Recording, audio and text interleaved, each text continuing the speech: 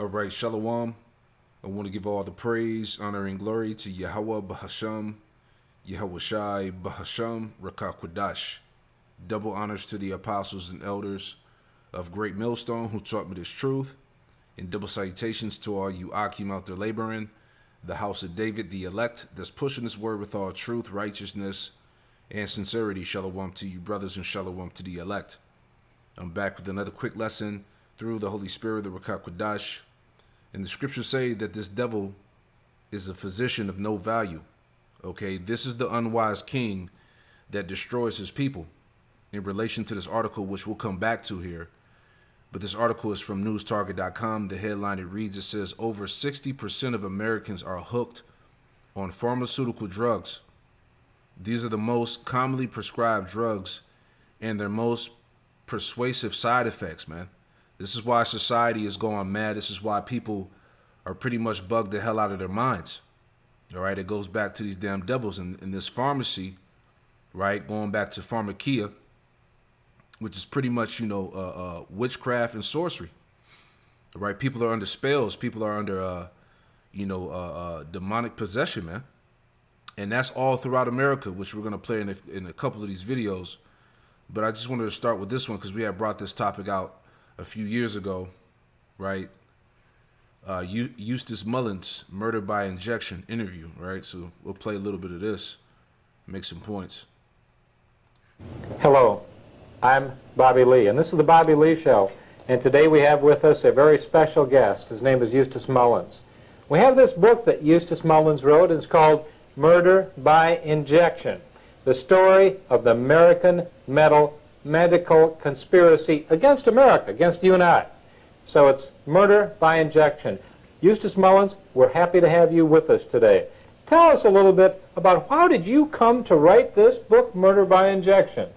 Well, I had been working for almost a half a century on the various monopolies, the legal monopoly, the banking monopoly, the secret government monopoly of the world. And I realized that all of these monopolies interacted, and about the same group of elitists, the world order people, were in each one. But I had not paid much attention to the medical profession. I thought, well, these are doctors who are curing people. They work in the hospital long hours, and they're probably a public asset. And I thought that simply because I hadn't had any contact with them, fortunately for me. And other people who have had contact with them had a different view. Either they were furious, or they were disgusted, or they were dead. And so this was the status of the people who employed the medical profession in the United States, the average American citizen. And the doctors, during this period, as part of the drug trust and the medical monopoly, had various instruments furnished to them by the other monopolies. For instance, the oil monopoly of John D. Rockefeller at Standard Oil had gone into the petrochemical business, and through extensive research they had developed certain medications which they called wonder drugs, and the public, as they took these drugs, they would wonder what was going to happen to them. That's why they were wonder drugs. Others were called miracle drugs. They were called miracle drugs because if you took them and you survived, it was really a miracle. Man, hey, this man is wicked, right? Job 13:4 says, but you are forgers of lies. You are all physicians of no value, because a true physician is supposed to heal you. All right, here it is. They're administering, as he said, wonder drugs. And he said if you took them, it was a wonder that you survived, So that's crazy, So this was the contribution of the monopolists to the medical monopoly. And the only thing that these drugs had in common was that they were enormously expensive. Now, in contrast, most of nature's remedies are enormously inexpensive. They're available, they're abundant, they're cheap, which means that the medical monopoly did not want you to use any of these medications. They wanted the greatest achievement of the modern drug trust was the invention of the $1,000 pill. They have now they have one pill which costs $1,000, which you use in cancer and various things. And nature unfortunately, has never learned how to make a $1,000 pill. So obviously, nature is no good as far as the medical monopoly is concerned. Exactly. See, these devils, they know that, there's natural remedies to everything, man. All right, let's get that scripture real fast. All right, let's go to Sirach 38, right? Sirach 38 and 1, it says, honor a physician with the honor. Do unto him for the uses which he may have of him. For the Lord, Yahweh Shem Yahushua, have created him. For the Most High cometh healing, and he shall receive honor of the king, right? Because back then the doctors, they aligned their medical practices with the scriptures, man. Okay? And first and foremost, the healing comes from Yahweh Shem Yahushua. All right? This is why when we take the herbs and the natural remedies, we pray to Yahweh Shem Yahushua to activate the healing mechanism in those herbs to give us the strength and healing that our body needs, It says, the skill of the physician shall lift up his head, and in the sight of great men he shall be in admiration. The point, verse 4, the Lord, Yahweh Shem Yahushua, have created medicines out of the earth, and he that is wise will not abhor them. You see that? So there's natural, holistic remedies on the earth that the Lord has created us to use. All right? The healing, through vegetables and fruits. All right? Certain oils and herbs, plant roots, tree barks, things like that. All right, homeopathic, pretty much the natural remedies. All right, so what we saw in the video, all right, going back to Esau's Pharmakeia, as he's going to discuss, Esau uses the it's called allopathic medicine, right, which he's going to explain here. Well, tell us a little bit, just before we get into that also, there's a difference between homeopathic medicine and allopathic, and that's part of what we're discussing also. Tell us a little bit about that, if you would, Eustace Mullins. Well, what you're talking about is a historic situation.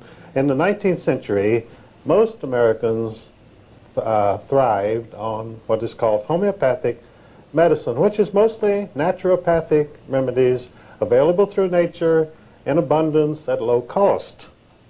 Well, the medical monopoly, which was formed in 1847 as the American Medical Association, they didn't like this. They thought, how are doctors going to get rich, and how are we going to control the people through the medical monopoly when they can go to these homeopathic people and get these remedies at very low cost? Yeah, see, that's the thing. See, these devils, they're not going to be able to make money when they have people that are healthy. This is why they need people to be sick. All right, the whole medical industry is nothing but a goddamn sham, man. All right? So, the first plank of the AMA was, we will never allow any homeopathic physician to become a member of the AMA, and they never have. So, but the AMA was still in a minority. So, around the turn of the century, John D. Rockefeller realized there were great potentialities of profit in the medical industry, and so he took over the medical profession. Now you say, how could anybody take over the medical profession? Well, first you have to have a lot of money, and second you have a lot of power. Well, he had both, and he did. So he revamped the entire medical system of treatment of the people of the United States, which had been homeopathic. He switched it over to allopathic medicine, which is a different type of practice originating in Germany. And the great attraction of allopathic medicine is it relies on radical surgery. I mean, if you can't cure it, cut it off. And the heavy use of drugs, because when you're having your limbs cut off, you need a lot of drugs because it's very disturbing.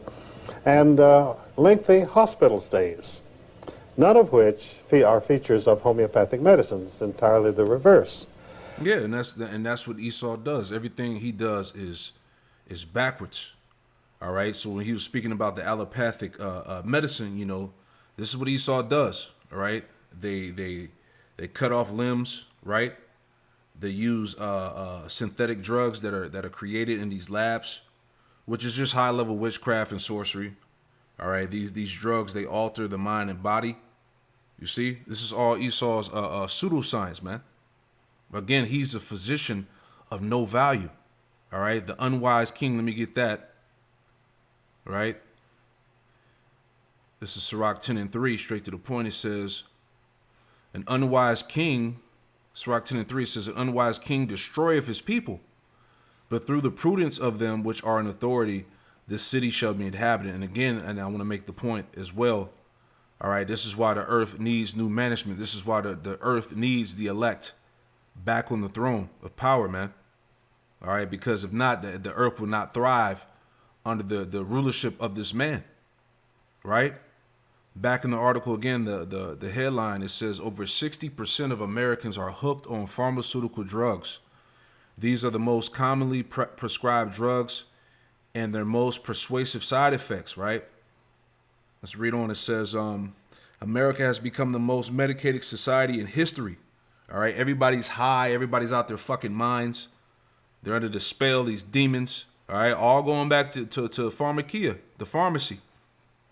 All right, Pharmakeia, ancient Greek sorcery, witchcraft, and drug administration fostered by worshipping idols. All right, everything this man does on the left-hand side is always tied back to some type of sorcery, some type of idols. Right? The people are under are literally under a spell, man. You know, they're under those a demonic possession. You see, associated with crossroads, interest ways, light magic, witchcraft, knowledge of herbs and poisonous plants, ghosts, necromancy, and sorcery, man. This is all this stuff is tied back to. Right?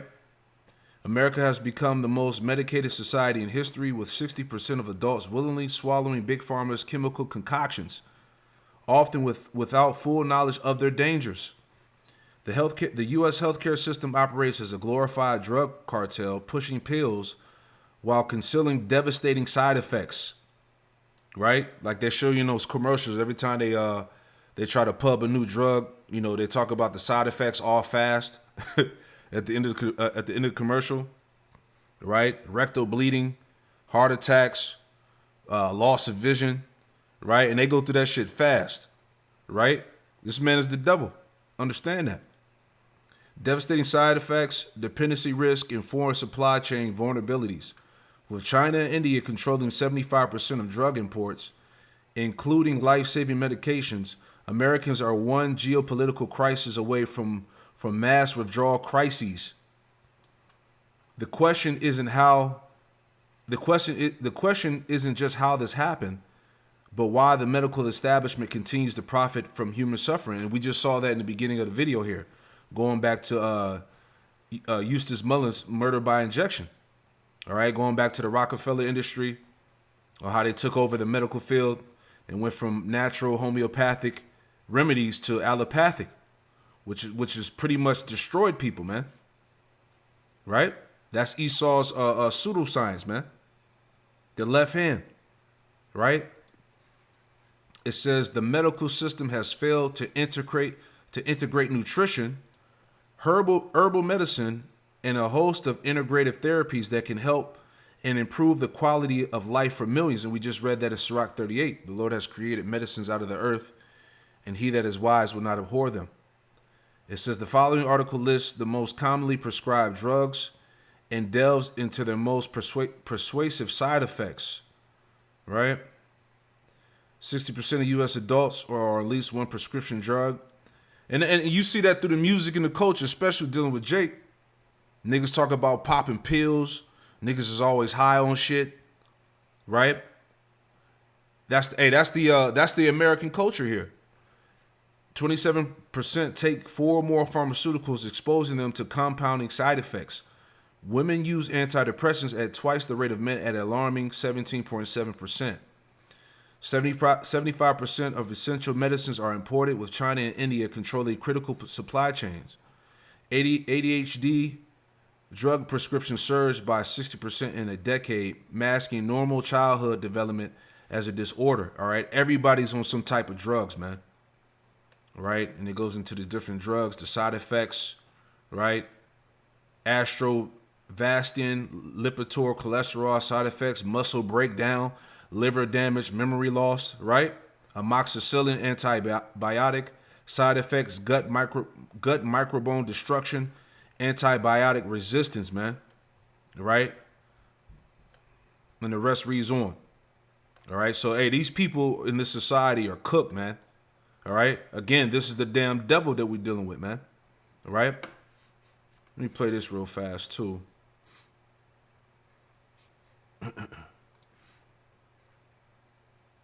Hi, I'm Steve Clements, and I have a question. Can America's drug abuse epidemic, which kills more than 100,000 people each year, be traced to one family of billionaires? Let's get to the bottom line.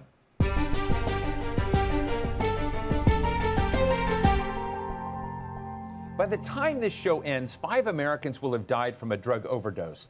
By the end of this day and every day, the number is going to be about 300. It's one of the country's top killers, more than guns, more than car accidents, and more than suicides. And it's everywhere, from posh suburbs to farm country. For decades, survivors of addiction and relatives of victims have been trying to hold one company to account, Purdue Pharma. That company, privately owned by a billionaire family, the Sacklers, has been in the painkiller business for decades. But when they released a powerful drug in the 1990s, OxyContin, drug abuse skyrocketed, along with Purdue's profits. For years, government prosecutors tried to sue the Sacklers to pay for the damage to communities and states across the country. Just recently, a settlement was just reached where the family will pay $6 billion in return for immunity from any future opioid lawsuits. But will it help, or is America beyond fixing when it comes to the steep decline into drug addiction? Hey, this place is finished, man. Right? And this devil has turned everything upside down. Psalms 82 and 5. This is Psalms 82 and 5. It says, they know not, neither will they understand. They walk on in darkness. All the foundations of the earth are out of course. And it's because of the Edomites, man. All right? This is the physician of no value, the unwise king that destroyeth his people, man. All right? America's done. Right? And I was thinking about what he said in that first video, right? Let me get that. Isaiah 24 and right. Here's the first part of it. Isaiah 24 verse 4 says, the earth mourneth and fadeth away. The world languish and fadeth away. The haughty people of the earth do languish, right? The world is literally, fading away, dying, right? And the people included. It says the earth also is defiled under the inhabitants thereof, going back to the banking elite. All right. It says because they have transgressed the laws, changed the ordinance, and broken the everlasting covenant. Right, because there were divine orders given, going back to Adam on how to govern the earth. All right, and since Esau's been in power, basically, all right, he's corrupted the planet. He's defiled the earth through the means of his left hand. All right, the Pharmakeia, the sorcery, all right, the witchcraft, all right, the wicked wines and philosophies that he pushes that are anti-Messiah, anti-Bible, anti-life, all right, GMO foods, chemtrails, all right, toxic water, all right, the ocean's polluted. Everything is defiled under these damn Edomites. You see? Because they have transgressed the laws and changed the ordinance and broken the everlasting covenant, right? Now check this out too, right? Matter of fact, where was it at? Oh, yeah, here we go. Slakia. I want to make this last point here in this chapter, right?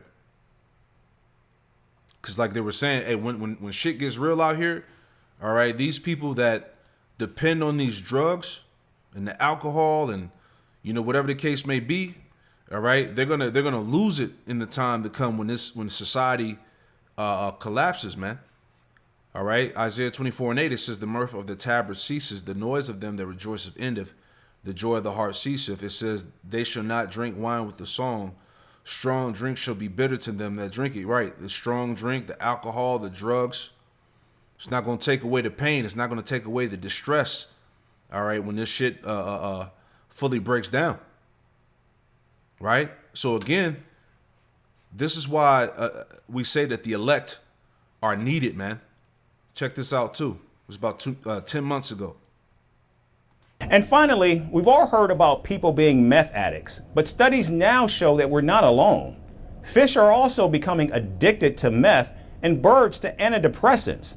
The critical question is how? Thanks to pharmaceutical pollutants, which are causing profound and even irreversible changes in their behavior.